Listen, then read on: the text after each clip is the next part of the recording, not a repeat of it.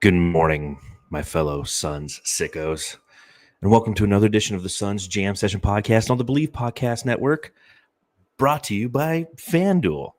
Over-unders today. Use them. Don't use them. I don't care. It's football. Kyron Williams touchdowns, Josh Jacobs touchdown, Ted McMillan touchdown. Parlay those together. Have a good day. You're welcome. And welcome to a morning, an early morning. This is probably the earliest post-game podcast in the history of Suns Jam Session, or just podcast period. 6:44 a.m. is when we are recording this. And it's because the Suns played in China their final game of their Chinese games, split series, lost this morning 111 to 109. And we're going to get into that and much more here on the Suns Jam Session podcast. So we appreciate you taking some time, hanging out with us. And I'm going to have a couple special guests on. You know, I think Matthew's still asleep underneath the covers, but some of us crazy SOBs were up way before the dawn. I mean, the sun's still not up. It's slowly rising on a rainy morning up here in North Phoenix. So we appreciate you hanging up. We have the format on, and we'll be back right after this podcast, this break. I tried to do an SNL thing there, and it didn't work. So let's just play the intro.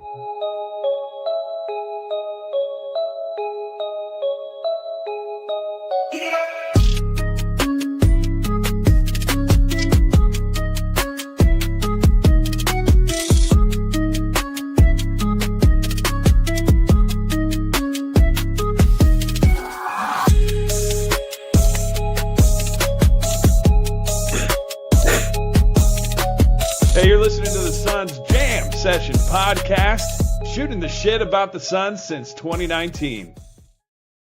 That's right, Jamsters. I am not alone this morning. I can't do this one alone. It's too early in the morning to sit here and just try to talk to myself like I did after the last podcast. But by then I had already had a cup of coffee. But I'm joined from the Fanning the Flames podcast. You may know him. So says Jay, drinking a White Claw to start the morning. Impressed. For the record, not a White Claw, a Celsius, alcohol-free. Alcohol-free. And then, of course, we have from the Suns Worldwide YouTube channel, and the Suns Worldwide Instagram, and the Suns Worldwide Twitter. Suns Worldwide, how you doing? I'm doing good, man. I have not slept yet. So and it's like 2 hours ahead of us, right? Yeah, so it's actually currently 8:46. Yeah, 8:41 right now. Hold on. Instead of waking up at 6 a.m., you decided to just stay up all night. We should have pulled the all-nighters. Yeah. What are you, 19? Yeah. It was. You're close. You're close. It was trying. Somewhat. Not quite 19, I think, right? Hey, well, obviously we all are sickos because we watch this game. And again, if you're watching or listening to this podcast, you too are Sun sicko, because who cares about a game in China against the Brooklyn Nets game 3 of the preseason? But we do, because while these games don't matter or count, there's still little things that you can pull away from these, and impressions that you get, and observations on obviously a team that has, 14 new players, considering the fact that they have, 21 roster spots filled at this point. And it was like the 21st guy on the roster who ultimately kind of blew the game for the Suns. But it was a collective team effort. But it brings me to my first question.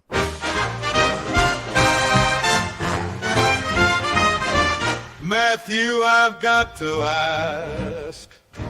All right, Matthew's not here, so I'm going to ask both of you. Does getting a dub matter in this situation? No. What about a moral victory? The first quarter mattered. How some of the guys that we're going to actually see play matters. But yeah, the fourth quarter, I'm just happy we got a result without going to overtime again, frankly. That would have been cool. Yeah. That was awesome. I don't think I could have did overtime. Again, because obviously the first game in Macau, China went to overtime. So I thought the same thing.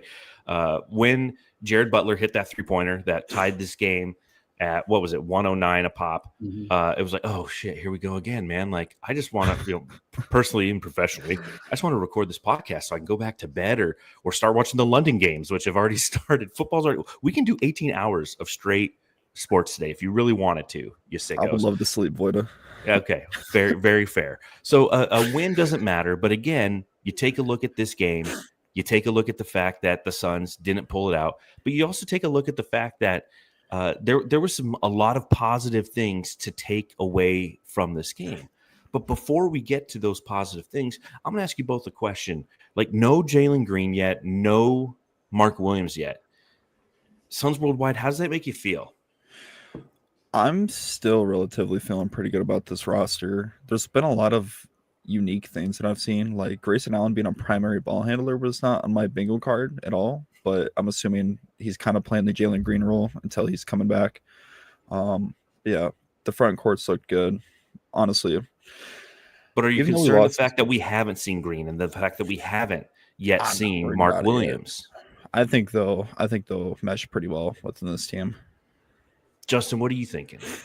Yeah, I'm not. I mean, ideally, would I prefer to have seen them at this point of the preseason? Sure, because the more run that these guys can get in real time, or at least closest to real time game speed as they can get before the real regular season starts, is better. But at the end of the day, if they can't get it, they can't get it. And those two guys are, well, I guess Williams a little younger, but really they've been in the league, right? So I think they'll be able to incorporate themselves into the system, get themselves going once they get rolling. Now, if we get to that first game, because what Jalen Green, the goal is for him to be ready for the season opener. Mm-hmm. Now, if he's not, and that starts to linger a little bit longer, then maybe I start getting a little bit concerned. But, one thing that I think we all need to be cognizant of is the fact that these two dudes have not gotten run, at least in game situations with these guys yet, means that there'll be some growing pains when that season does start. Like I said, I think they'll integrate themselves just fine eventually, but those first couple of games when everybody is available, knock on wood, I think we're going to exercise a little bit of patience. And I think one thing that we know as Suns fans is perhaps we don't exactly have the best history of exercising patience. So maybe a little mental preparation before the regular season starts, thinking like that will help people ease themselves into the season. Maybe, give them a little bit of time all on the court together before you start reaching any conclusions. But I love it. I'll say this: cognizant, integrate. Your vocabulary pre 7 a.m. is stellar. I might start working. I'm not even there. Just for shits and giggles. I'm like, it's really cool. Like, I can't even come up with a good word to describe awesome. your stellar vocabulary. But you're 100% verbose, perhaps. It's whoa, dude, stop, man, just stop. I haven't had a Celsius yet or whatever. I love the shirt, Justin. But I will say I agree with Justin. I think that it's something that will continue to be talked about over this, because again, the Suns' next game is Tuesday night, back home in Phoenix, playing against the Lakers.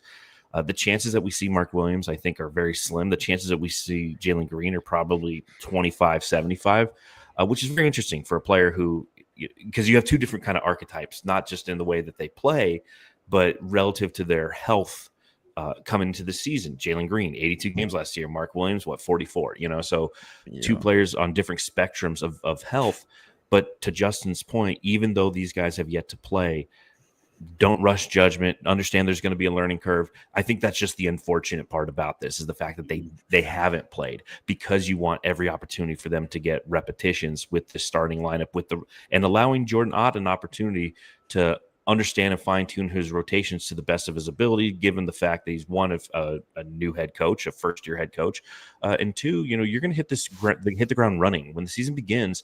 That first 10 games for the Phoenix Suns, there's a lot of heavy hitters in there. There's a lot of teams that are destined to be at the top of the Western Conference. We have the Clippers 3 times in the first 10 games, so it's unfortunate. But again, there's opportunities to take away from this. And as Suns Worldwide mentioned, Grayson Allen, he's somebody who has stepped into this distribution role, if you will. And, I guess I'll ask you this because you brought it up, Suns Worldwide. What should I call you for short? Because really it's Suns Worldwide.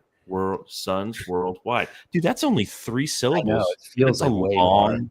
It's like 11 letters, but 3 syllables. Never mind. I don't have to tell you. I don't have to call you anything else. You brought him up. How do you feel about him being the primary? It do 100%. Like Justin, English class all over again. John, Matthew, too. Like, you're an extra syllable. If it was something like Suns Worldwide Duplicative Integration consistency, that'd be a long name and doesn't make any sense. But Diligence. what do you I learned that Cash really likes that one. Due diligence.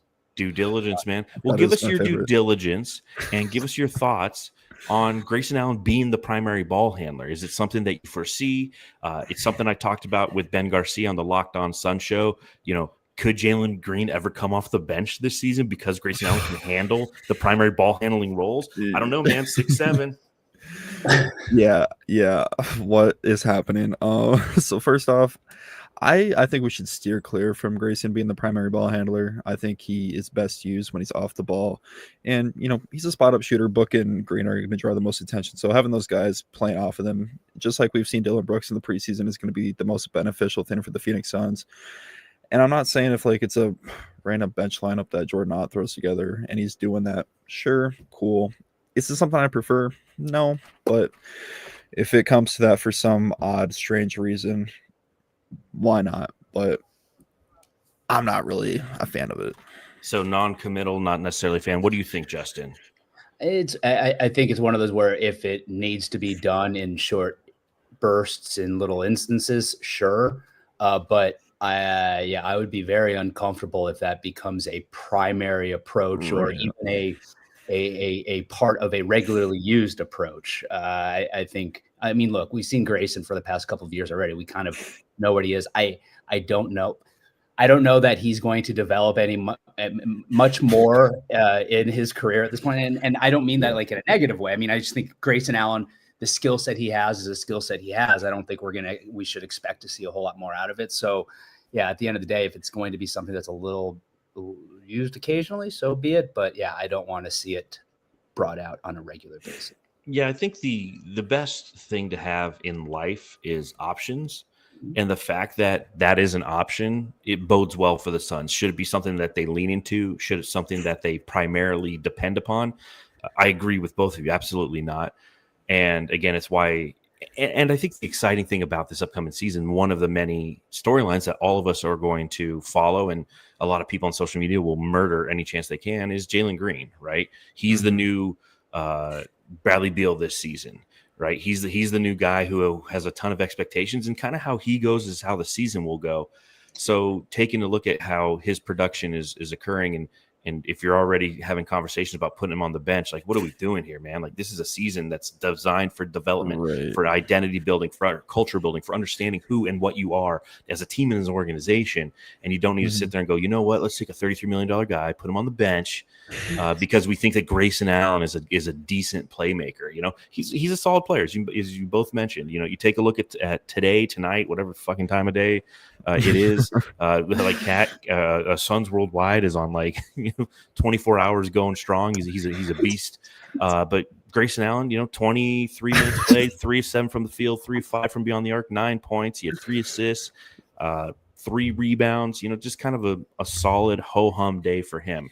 A guy who came out strong. This was almost the inverse of the last game. A guy who came out strong and then kind of faded away. Whereas in the last game, he came out weak and then he ended strong.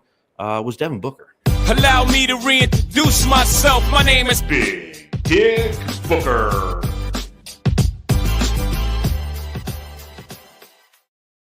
The almighty Schlong, 26 minutes, 4 of 12 from the field, 3 of 5 from beyond the arc, 7 of 8 from the free throw line. So 18 points for Devin Booker. He had 5 rebounds. He had 5 assists. But those 18 points, 11 of those happened in the first quarter. As you've watched him thus far this preseason, Justin, how are you feeling about Devin Booker heading into his 11th season? I feel lovely about Devin Booker, as I expected to. I mean, I think the slow start last game, fast start this game, I'm wondering if there's some design to that, whether it's Book, Jordan Ott, collective, like whatever the case might be. But 4 for 12, not ideal, but I'm never going to worry about Book from the inside the arc. I feel like in the past, if Book ever got off to a slow start season-wise, and I feel like I always say this, I when we get to a start of a season, I go, I feel like, and I never actually look and see if my feelings are accurate, but I feel like when Book starts out slow in a season, oftentimes it's that 3-point shooting. So 3 for 5 in preseason game here like this, I love it. Whoa. Anyway, but yeah, no, I feel good about Book. And look, man, like you said, he's going to his 11th season. What do we have to worry about Book at this point in terms of like, is he going to be prepared? Did he do the right things in the offseason? I think we all know the answer to that. I'm just stoked, man, to see this be Book's team. And I for one am excited to see him and Jalen Green on the court together. I'm not. I can't. People. That's insane to say. Like, let's put Jalen Green on the bench. Also, That is a little insane. Can we not say Jalen Green is like this year's Bradley Beal? And I get what you're saying. Just it's just. I get you, but you know as well as I know that Twitter is a toxic place. That some people are only happy when they're miserable, and they're going to do any opportunity they can to shit on this team. And he will be the direction in which shit will be flung. It's going to be that and Mark Williams' availability. Yep. We already know it. What? Filipinos protect one another, so you better believe I'll be out there telling people to shut up. Okay, Mark Williams, Filipinos. Did not know that. I haven't looked into it. He might be. S-Dubs, what are you thinking about Devin Booker in the preseason? How do you feel about him entering year 11? So, as Justin clearly expressed his feelings for Devin Booker in our fantasy chat this morning, I'm feeling pretty good about keeping that confidential. Yes. Yeah, I mean, you put it out there. So here we are.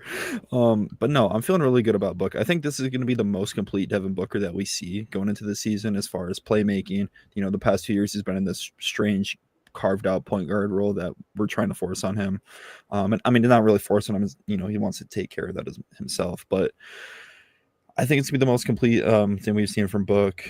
Scoring, not worried about it. 18 points, 4 for 12, like Justin mentioned, not worried about it at all. Book was really active on the boards tonight, which was really, or I guess this morning, which is really cool to see.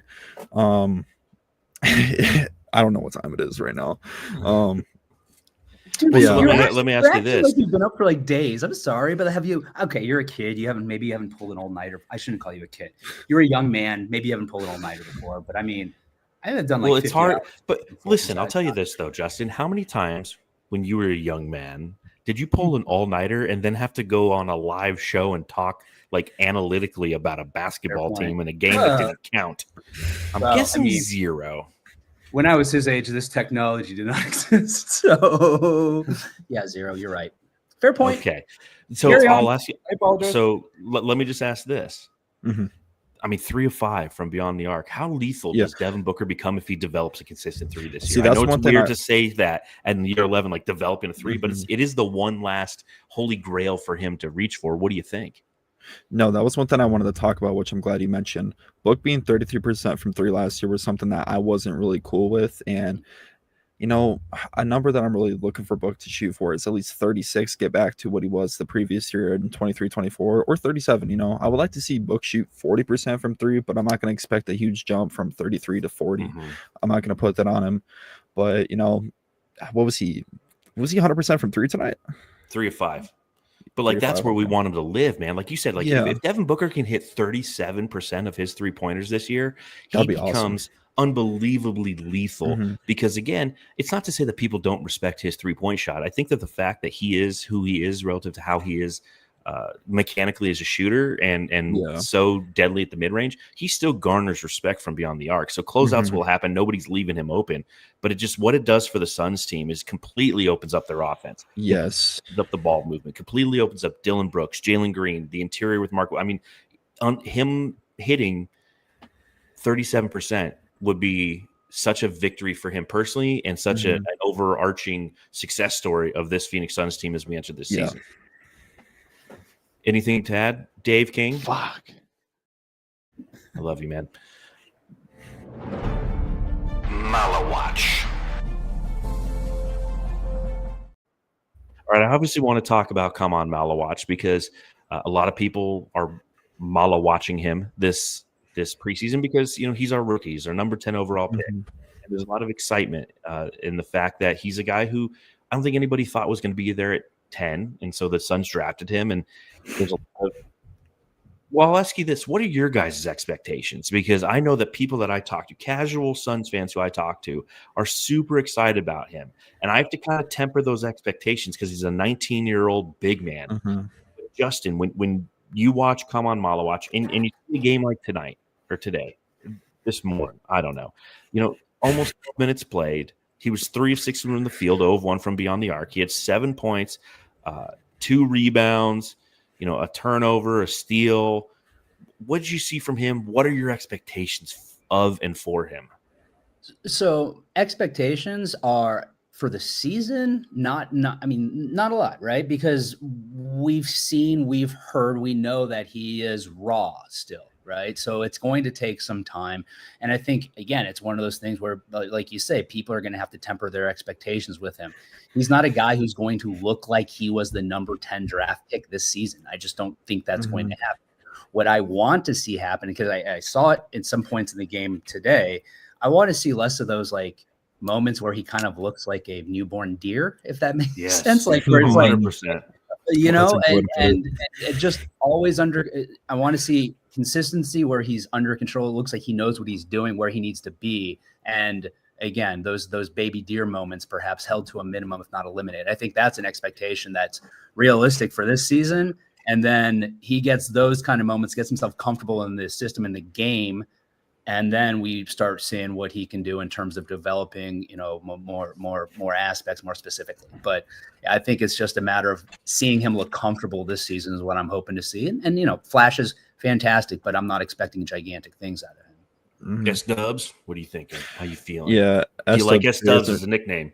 We're gonna rock with it for this episode of Suns Jam Session Podcast. Yeah, it's like Buffalo Wild Wings, BWW, SWW, B Dubs, S Dubs, Champions Adjust, 7 in the morning. Yeah, it is 7, 6, 7. But yeah, like I said, or like what Justin said, I'm not really stat watching with Kaman Malawak too much to an extent.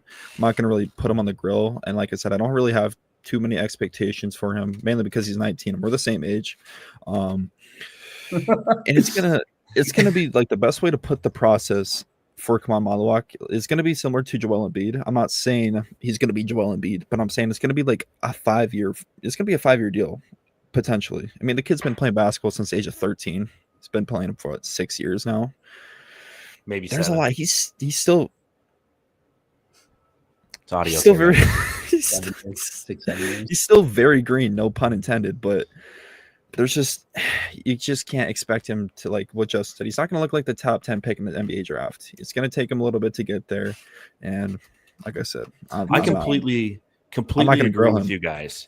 But I am going to grill him and I'm going to cook him this morning because I was frustrated. I was like, come on, man, be better. Because he had a lot of the deer in the headlights looks. He had some opportunities where, from a physicality standpoint, he didn't impose his will. He just didn't really impress me this morning. And everything that you guys said is 100% correct, but it's going to happen. You know it. I know it. You're going to make a video about it on your YouTube channel at some point, where it's just like, okay, where are we at with Malawak? Like, where is this development things? Because what we've seen, it's kind of like Nigel Hayes Davis, right? Like, I'm super excited for Nigel Hayes Davis, but as I watch him on the court to this point, I'm just not impressed. And that's okay. It's week, or it's game 3 of the preseason of the kid's rookie year, but there's little there's little markers where I'm just like, okay, he needs to rotate a little harder on that defensive side. He needs to roll harder on the pick and roll, and I know it's going to come, and I know that it's irresponsible of me to be frustrated in any capacity, but at the end of the day, like, I am a fanalist. I'm a fan of this team, and I know that what I feel is what some people are going to see and say about him, and there's some validity to it, but there's also, it's a holistic approach, and I think that that's the best way to operate in anything, is not to just fall in line with one side and be like, I believe this. It's like, no, you can adjust things, you can mold your thoughts, and they can be wrong and they can be right. And I'm rambling about, I don't even know. I mean, everything's not black and white, or one side or the other, or heads or tails, or left or right, no pun intended. Right? There's levels to everything. 6, right? 7. There can be levels to Kaman Malawak. There can be levels to Nigel Hayes Davis. There can be levels to Jalen Green. Yes. So let's all remember that. Let's just relax. Don't do it. Dude, I can't find the freaking stream. There it is. This is one guy, because I'm looking at like 7 different things as I'm talking. There is one guy though who I know it's the preseason, but it worries me. Dun dun dun dun dun dun dun dun. Dun dun dun dun dun dun dun dun dun dun dun dun dun dun dun dun dun.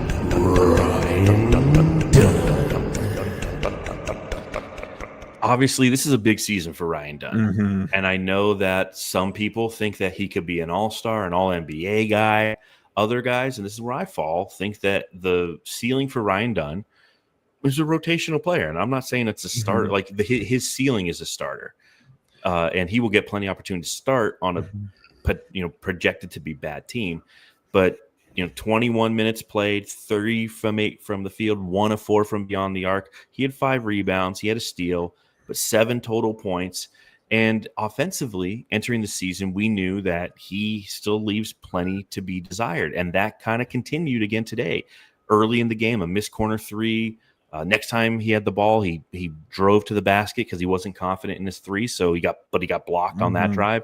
And then the next one, he had a clear path. He could have dunked it or at least been challenged at the rim, but because he got blocked the previous possession, he kicked it out to Book. And there were multiple instances of this. And this is probably my biggest challenge with him is we know that he can be disruptive defensively, not locked down. He's not a lockdown defender, but he's a disruptor. But offensively, he leaves plenty to be desired. So I know that the preseason isn't, necessarily one of the, it isn't the end all be all for Ryan Dunn. Obviously, we have a whole season of development ahead of us. But are there red flags for you, S-Dubs? What are you thinking when you look at Ryan Dunn this year? So I actually just talked about this in my recent YouTube video.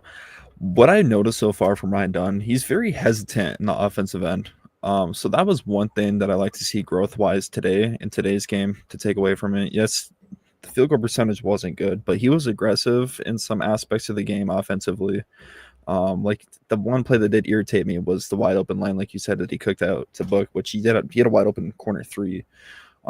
He had multiple options on that possession to score, and he was passive on it. And that's where one of my main concerns is with Dunn is we need to see confidence from him, and he needs to feel that confidence to continue to develop. And if he's getting tentative in a game in Macau, China, where it's dude, nobody cares but us 3 at 4 in the morning, right. What's going to happen when we're playing the Lakers on a Thursday night in one of our 5 nationally televised games? It's one of those things where it's just, it leaves there's plenty of opportunity, but offensively there's plenty to be desired. Yeah, 100%. And I feel like I don't really like to compare the start of his rookie season to this season, but I just feel like going into his rookie season, I feel like Ryan Dunn was way more confident in his shooting ability, ironically, and then building up until the All-Star break where he made the Rising Stars game. That disappeared because, our alcoholic previous coach, Mike Budenholzer, pulled him from the rotation, and then I believe he just kind of lost all that. Uncle Mike, I don't know if it's so I don't know if he's if he's trying to build that back up or whatever he's got to do. I'm not done on Ryan Dunn. See what you did there. But yeah, there's still a lot to be desired, and I think he can do it. The kid's just got to believe in himself. Yeah, I mean, as you mentioned, last preseason, he shot 43.3% from beyond the arc on 6 3-pointers per game. And this year, obviously, it's a much different story. Taking a look at his point totals, pulling them up, they only got him through 2 games. But, hadn't hit has he hit a 3? He hasn't hit a 3 in the he hit 1 today, right? Yeah, I feel like he's hit a couple maybe. No, up until this point, through the first 2 games, Ryan Dunn is averaging 55.6% from the field, but he hadn't hit a 3. Where's the point total? It's way too early for me on this. Oh, it's right in front of me. 5 points. He's averaging 5 points a game as a starter, and then you take into account that, again, today he ended with 7 points. So 7 plus 3 divided by 3, that's his, I'm sorry, 13 divided by 3. He's averaging 4.3. That's my math's not mathing. Yeah. 4.3 points per game, roughly. Yeah. That's not. That's not Not great. That's great. not. It's so not is great. Jalen Green. So what are you feeling about Only Ryan part. Dunn, I'm Justin? not sure what percentage. Okay, Ryan Dunn. Okay. All of the is preseason, which I am a little worried. Now I can talk myself out of being worried. Like, for example, you say he's in China, nobody cares, nobody's really watching, but also that's a completely, well, I shouldn't say completely new environment because he was in China like earlier this offseason. Oh shoot, I just talked myself out of talking myself out of it. Here's talk my yourself back into it. I'll get there. I bet I will. So last season, I just pulled up his 3-point shooting splits really quick by month. October 44%, November 24, December 28, January 35, February 21, March 35, April 28. Oh my. Yeah. So what concerns me with him is, remember when Josh Okogie turned into Steph Curry for like 6 weeks? March. Yeah. Yeah. And then it went It was away. January and then 2023. He was yeah, amazing. It was a glorious that was month. Yeah. It was a glorious month. And then it went away. And then it went away. And it seemed like he got further and further and further away from it because to S Dub's point, there was no confidence there. I pray to God that does not happen to Ryan Dunn because, again, I think Cash at 100% correct. He looked way more confident in that 3-point shot at the beginning of his rookie year than he does now, which should not be the case.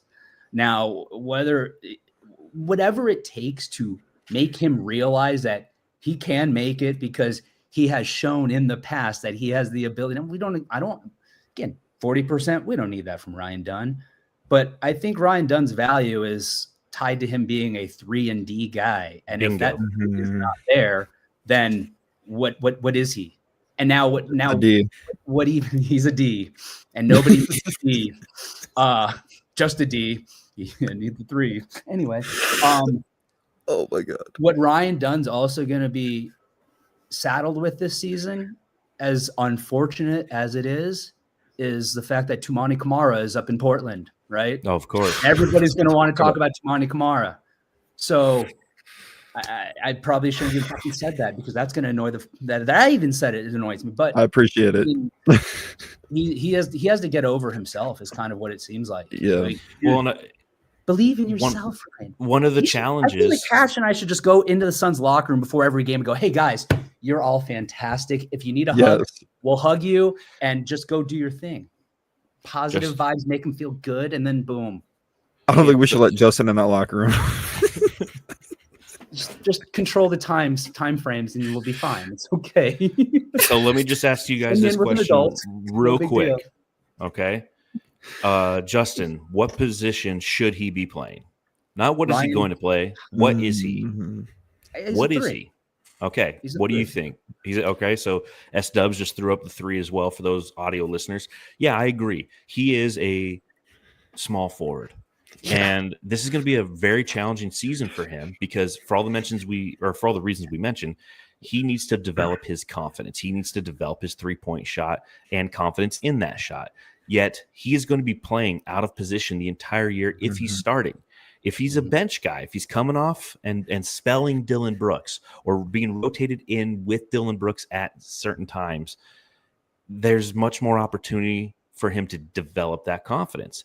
But as somebody who's going to have to go out there, be a point of attack defender, but also be somebody who offensively is going against opposing 4s who are just bigger, girthier, and tougher for him to navigate, it's going to be a challenge for him. Now, you could see that challenge also as opportunity. If he is playing the 4 and opposing teams have their power forwards playing against them and they're a little slow, a little lumbering because of his athleticism and his ability to cut on the back end, that's where he's going to make his bread and butter. And that's where he's looked successful in this preseason. It's not shooting the 3. It's not shooting jumpers. It's cutting to the basket and having his teammates find him.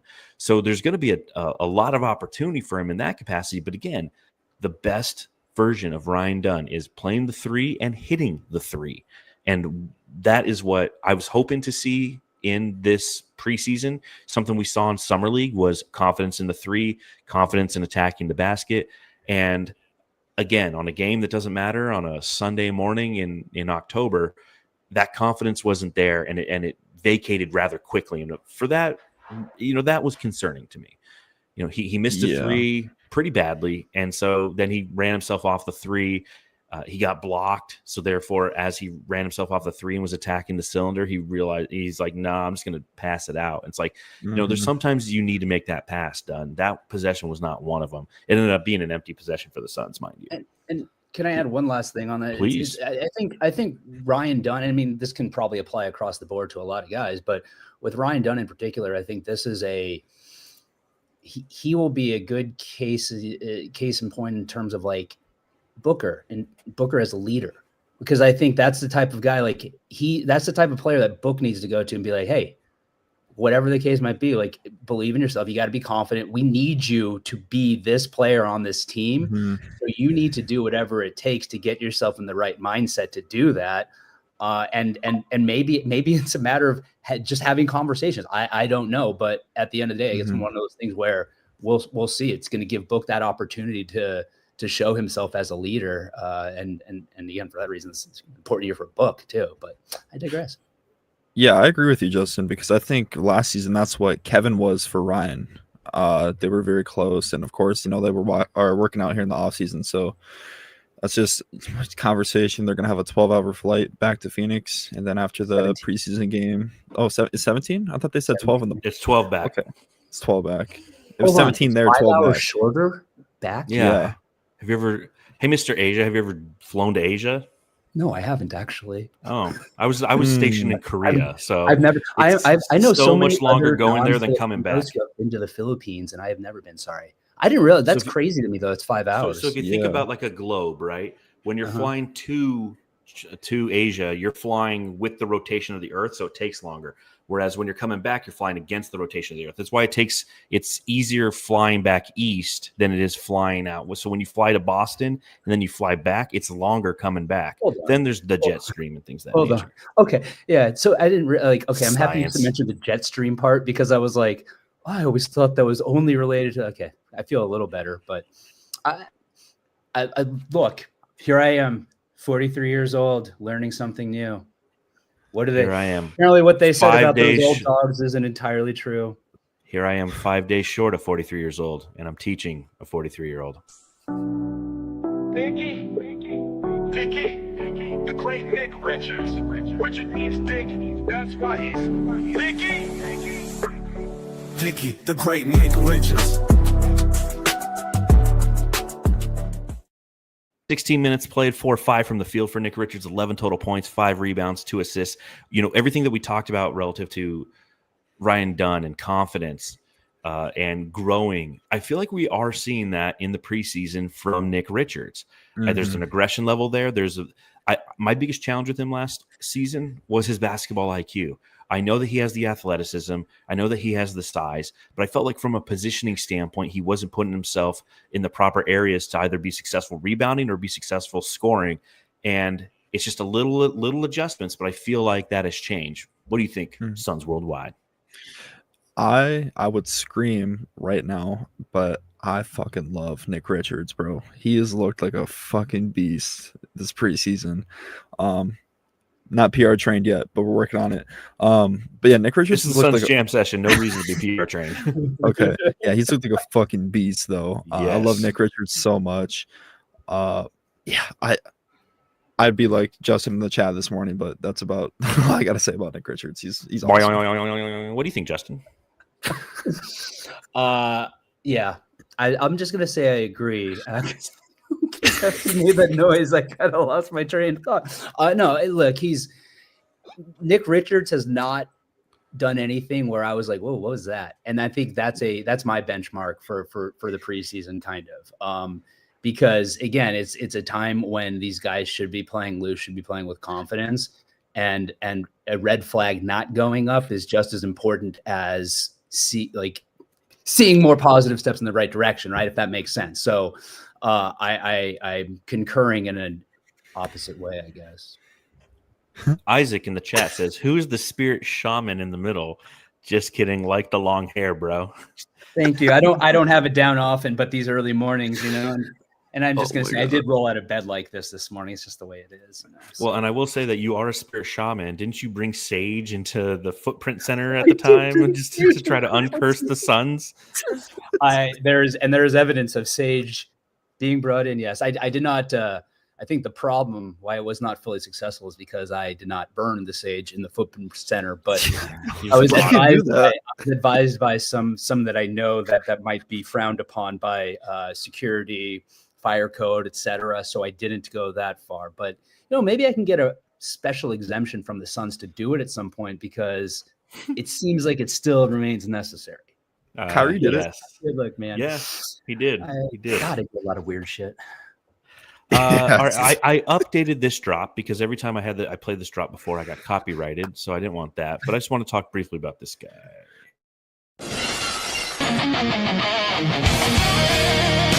Dylan, the villain.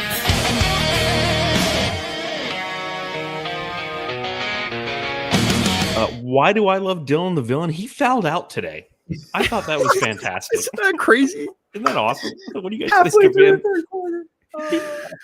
Dylan, 4 of 9 from the field, 1 of 4 from beyond the arc. He had 12 points, 1 assist, 1 steal, 2 rebounds, 6 personal fouls. Justin, how you feeling about Dylan Brooks fouling out? Just his preseason overall and in general. I don't know that I've been more excited about having a guy in the Phoenix Suns than I am about Dylan Brooks. And I'm sure if I went back on my Twitter feed, I've said some horrible things about Dylan Brooks. I have right here on the show. Yeah, but probably. But that was always done, I feel, especially looking back retrospectively now, just out of jealousy. I can admit it. I'm man enough to admit that I just really wanted Dylan Brooks in my team. But dude, he's an example of how a single player, and maybe I'm giving too much credit, but I maybe not, how a single player can impact the culture of a franchise, right? Big time. Can't say that his presence does not affect the team already, because we're seeing a night and day difference between how the team kind of approaches games, the mentality, even in the preseason already. So And he's the perfect asshole for this team, because he's like the right level of asshole. I feel not to the extent where you're like, ooh, I don't approve of this, but it toes that line. So it definitely does. I think that, again, I've on this podcast countless times throughout, the 6 years I've been doing this, called him a dangerous player, called him a reckless player, but now he's my dangerous, reckless player, and I approve of everything he does. Code in the chat asks, is that the guy from Suns Worldwide?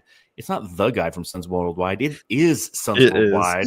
It's the only Dubs, what do you think of Dylan Brooks fouling out in a preseason game? Dude, I fucking love this dude so much. Yeah, there's just so much I could say. I'm going to start off by saying I apologize to Dylan Brooks for everything I have said on his name outside of him being in a Phoenix Suns uniform. That wasn't me. I apologize. You're my villain now, and I appreciate you being in our Gotham now. You're ours. And it's been great. But yeah, like you said, he single-handedly has changed the energy and culture of this team. Night and day difference. In a good way, though, because Kevin Durant single-handedly changed the culture and the identity of this team, and it fucking sucked. Yeah. So if you're watching, Kevin, you have a problem. Smoking weed. I'm the bodyguard of the Suns fan base, according to Kevin. So that's something. That is what he said. Yeah, and that right there shows Kevin Durant's lack of awareness, right? No offense, Cash. Yeah. It's like, duh. Suns Worldwide's not the bodyguard, Yeah, it's I don't know who is it. Although I did go back and who is this? Who is the bodyguard of Suns Twitter? I think it's me, guys. Flex. Yeah, Flex. It's got to be Flex. Flex says nothing negative about the team. Yeah. So maybe he's the bodyguard of negativity for the Suns franchise, because he's true. Like Yusuf Nurkic. He makes my optimism blush, like Flex does. You know what I mean? Yeah. And I will say, as we sit here, I did go back and just do a quick search on my Twitter feed of Dylan Brooks comments in the past. I will say I've actually been kind of lovely towards him. It's mostly I'm gonna take a search. Dylan Brooks high or something. That doesn't seem so bad, right? for once, Dylan Brooks is correct. That seems just complimentary. The crowd does not like Dylan Brooks. That seems accurate. So see, That seems accurate. yeah. Dylan Brooks was creeping in the background. All right, you want to hear some of mine? This is from March 15th. March 15th, 2021. I hate Dylan Brooks. And then it's got a GIF underneath it. And it says, "And I always will." Let's see. How dare you, John Voida? April 1st, Dylan Brooks remains atop my most punchable faces in the NBA list. May 2022, Dylan Brooks is trash. December 23rd, 2022. Oh, God. You see why Dylan Brooks ranks atop my most punchable faces in the NBA list? Dude is a straight up douchebag. You must have hated him that year. 2022 was not a good year for you and Dylan Brooks. Well, and 2023, like there's a lot of stuff in here. That's the Memphis years, right? Yeah. Yeah, that's There's my that would make sense. There's a lot of stuff in here. There's a lot of people on that team that have a punchable face. Yeah, I need to retweet some of those and be like, I apologize. You know, That's CC. It sounds like Dylan Brooks was kind of your Grayson Allen. Grayson Allen, that was Grayson Allen for me. Like those ones you don't want to go back and read. In fact, I might have even DM'd Grayson Allen back in the day and had some choice words about like whether his parents truly love him, things like that. But of course, took that back. Sounds about par for you. I apologized. You know, I'm proud of every moment of my life. Just most of them. You know what? And that's okay. Yeah. Sometimes we say things that we don't mean. Nobody's perfect. Last thing I want to talk about before we get into like the Suns Jam star of the game and wrap things up is the battle between Jordan Goodwin and Jared Butler. Where's my dog? Jordan Dog wins. There's my dog. So that's a drop I had from like 3 years ago when he was on the team, and it still applies. He's still a dog. And, you know, I talked about a little on the last pod how coming into the previous game, after the first game against the Lakers, you know, Jared Butler kind of had the edge, I feel, because those two are battling out for the backup to the backup point guard. And Jared Butler offensively is more talented and showcased that in Philly when he was allotted an opportunity, given the fact that Tyrese Maxey was out and numerous players on that team were injured. But after the performance against the Nets in game one, you know, in China, and then taking a look at tonight and seeing that, you know, Jared Butler, 3 of 6, 7 points, 3 assists, to Jordan Goodwin, who 7 points, 2 assists, but he also had 2 steals, a block shot. You know, where are you guys leaning? Who should they get the backup to the backup point guard position? What do you think? Let's start with Dubs. So I'm gonna just do the 3-point celebration that they've been doing, whatever that is. Yeah, Jordan. All right. Good morning. Thank you guys for tuning into the Suns Jam Session podcast. Yeah, Jordan Goodwin, 100%. I don't hate Jared Butler. I dislike Jared Butler very much. And why is that? He's not a point guard. It just looks like he's in my career mode out there, just looking for Jared and Jared only. That's a good way to put it. And it's kind of ironic because I wrote an article about Jared Butler. I was like, watch out for him. He could be a piece. He could be somebody. No, get him off the fucking team, please. Jordan Goodwin is my dog. I'm so happy he's back. I thought he was good in LA, and he's been showing out. I mean, he almost had a double-double in that first Nets game, which is kind of crazy in the second half. But yeah, Jordan Goodwin is not even close. What do you think, Justin? Yeah. I'm with S Dub, and in your own defense of your article, you did say could, not would. So hey, here we go. Exactly. That's why we put those words in there to save our ass. Out there, and we quickly realized the potential was pieced out. So yep. Yeah, I just think that some better defense. I love that right there. By the way, it's true though, and I think that Jordan Goodwin fits what we are and who we want to be, and that's the purpose of doing these training camp competitions, is to try to identify resources who can give you the best opportunity to be successful. And it looks like Jordan Goodwin is that guy. And if you're somebody who sides on the fact of Jordan Goodwin because you're like, well, he knows the Suns culture, you know, you can recycle yourself because this culture's been recycled. This is a completely different team. Only Right. Devin Booker's really here, and Grayson Allen, I guess. Was Grayson Allen on the team when Jordan Goodwin was here? Yeah, he was, because he came over with the Yeah, Bradley he Beal was. deal. Yeah. So, I mean, there's not a lot of familiar faces, but what he brings is, again, there's a reason why 3 years ago when he was on the team, 2 years ago, whenever it was, when I created that drop, I called him Jordan Dogwin because I thought he was a dog back then, and he's still a dog. And you Mhm. saw it tonight. It was great to see him play, and he continues to create a chasm between him and Jared Butler. And it's definitely an article I'll be writing for Brightside in the next couple days, as we have, because the Suns will play on the 14th, and then they have 8 days until the opening day of the NBA season, 10-22 against the Sacramento Kings, downtown Phoenix. Tune in to drop out. Tune in to drop out. That sounds. No, I was trying to do like do you know who Tim Leary is? The Acid maybe. guy Excuse me. in this The what? the acid guy, dude. Tim Leary. I'm telling you, this is. Let's see, Tim It's like Leary the act. quote. Is he an actor? No, Or am I thinking of a different Leary?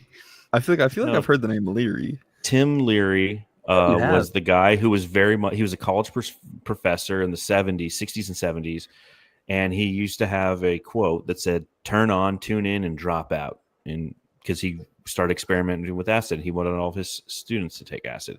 I was trying to make a play on words on that, but it's too early in the morning. Interesting. Yeah, I'm full of dumb. I pop learned. culture references. I learned 2 new things today. That is something new. That it reminds me. Somebody in the chat said, "Who's the 12-year-old?" That is So Says Jay on Twitter. If you guys want to go ahead and check him out, he posts some great stuff. Yes. So says Jay, host of Fan in the Flames. I am and the very format's useful. #1 fan. The format, everybody. The format.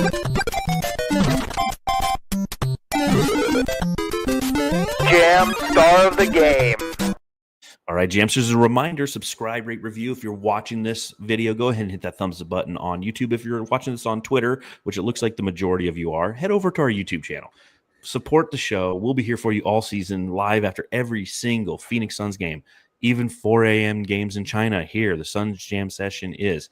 So please, that's the best way to support the podcast, is just hit that little thumbs up button. Take a few minutes out. If you want to get real fucking crazy, you can subscribe. It'd be great. I've been stuck at 3,800 subscribers for 2 years now. God damn, son on a bench. I'd really like to hit just 4K, just for the fun of it. Just so when I go to local bars, like, that's why I tell people, like, I got 4,000 followers on YouTube. And they're like, sir, why are you talking to a wall? I'm like, because nobody listens to me. Only 3,800 people subscribe. So on that note, again, I would like to thank So Says Jay and Suns Worldwide for joining me on this early morning. Make sure you check out their content as well. So Says Jay is Fan the Flames NBA on Twitter, and you can watch his YouTube videos or listen to the podcast. Suns Worldwide's is probably the best Suns follow on Instagram if you want to stay up to date with what's going on with the Phoenix Suns. Check out Suns Worldwide on Instagram, and you can check out his YouTube channel as well. So make sure you subscribe, rate, review. I'm giving everybody just a ton of shit to do today. Like, listen, your one mission in life is to subscribe to all these motherfuckers' channels, because we're getting ready for the season. We're excited to bring you content. So hang out with us so we can continually give you content. With all that being said, let us know in the chat who your Jam Star of the Game is, and I'll go around the room here and ask everybody who your Jam Star of the Game is. If you say Timothy Leary for saying turn on, tune in, drop out, I'll allow it, but I don't think it's correct. Let's start with you, Justin. Who is your Jam Star of the Game? Am I allowed to say John Bloom for giving me a shout out on the radio broadcast because they're in China? I didn't know he was doing radio for this game. Was it on Dude, 97? They did both. They did the game the other morning too. And they're down at the He's not like in his living room. Matchup center, like in a media room somewhere. Him and TK doing it with a producer or something. Yeah, He's in the morgue. Yeah, the morgue. Mortgage So, Matchup Center. Well, the morgue. but if it's not Bloomer for the. And the shout out is about being like, my wife would probably be pissed. She's like, all right, great. Now, like, everyone knows you just have an obsession with shoes. Yeah, she wouldn't be, actually. She's proud of my shoe obsession. Can I just say Devin Booker just because you can? I love Devin Booker? And look, Devin Booker You came did out. express that. We know. He showed us. He Never gonna let that down. He showed us Armani mode in that little first quarter, and we all need a little bit of taste of that for the preseason, heading into the regular season. Get the juices flowing, if you will. So I'll give it to Book /Bloomer. Fantastic. Nothing says morning wood like Devin Booker. Suns Worldwide, who are you giving your Jam Star of the Game to? Or are you frozen? Oh, I thought he passed out like that. I think he fell asleep. Like, he literally looks like he just Fell asleep with his eyes. Oh, he's back. He's back. God. Can Fell you asleep hear with his us? Microphone checker. Can you hear me? And he's gone. Wow. He's like he heard Morningwood. He's just like out of here. The internet in Iowa just ended. Just- This is all you get. It is 10 a.m. in Iowa. Oh, nope, it's not quite. Oh, here he's. All right, he's back. Jam Star of the Game. You guys Who do you sent me to got? different dimensions from there. Suns Geek Basement is My a tough place to Jam live. Star player of the game. Dude, he has terrible internet down here. But yeah, my Jam Star player of the game has to go to Big Dick Nick for sure. Love it. Can't. Well, I will echo what he's saying because I agree. Nick Richards was the Jam Star of the game in my opinion. I thoroughly thought that he dominated, in every capacity that he could, that we expect him and we need him to this upcoming season. He's showing that in the preseason. He showcased it again today. So, up next for the Phoenix Suns, Tuesday, they play the Los Angeles Lakers back home in Phoenix. So we'll be coming to you live after that. I'll probably be me and Matthew this go around. But I want to thank you. I want to thank you, Justin. And it sucks that the internet ended in Iowa for Suns Worldwide because I appreciate you guys coming on. And again, carrying the show by myself would be tough this morning. I'm just tired. I have a little Chiweenie dog that is sounds like she's a 78-year-old grandma who smokes Marlboros, and she just keeps coughing and hacking up shit all night long. So I'm not getting great sleep right now. So so I'm glad you guys came on. There's that's that story.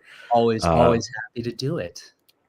Well, again, follow him at So Says Jay. Follow me at Darth Voida. Follow the show at Suns Jam. Follow Suns Worldwide at Suns Worldwide _ on Twitter. And thanks for hanging out, everybody. Appreciate you, Psycho. Enjoy your Sunday and go home and love your family.